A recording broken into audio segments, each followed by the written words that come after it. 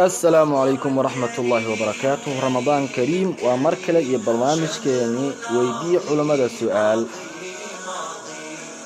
قم للعبادة تلقى السعادة، قم للعبادة تلقى السعادة، تلقى السعادة تلقى النعيم.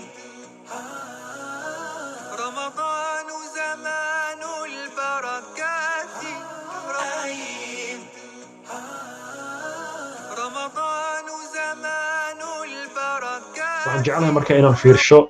insha Allah taala salaada maghribna wayna soo haysaa mar dhow London raxmo baris waxay tiri salaada taraawixda waa dhowr rakaco oo wadar loo wada tukado haddii qofka kali gurigiisa ama goobtiisa ku tukanayo ma soo gaabsan kara dhowrkaas rakaco ee salaada taraawixda Sheekh Maxamed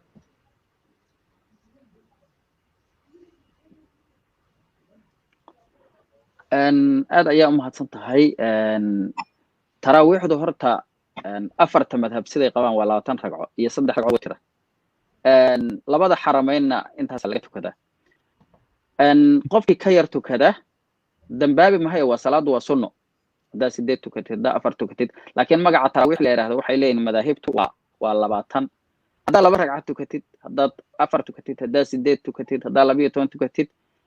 salaad sunnaha tukatay ma dambaabaysid hadda ayada dhan xataa dambi kuma dhacaysid laakiin ajarkii faraha badnaa iyo khayrkii badnaa ku dhaafay laakiin hadda markii aan cuskano anagu madaahibta kala afarta madhab iyo waliba xarameyn sida laga tukado taraawixdu waa 20 ragco iyo 3 ragco oo maaragtay witrka ah magacaasa taraawix la yiraahdaa waxa la wixii ka soo hara magac taraawix male waa sunno kale oo khayr kala samida ay leeyihiin sida duhurkuba 4 ragco u yahay casirku 4 ragco u yahay salaada kalena tira la yaqaan u leeyihiin wallahu a'lam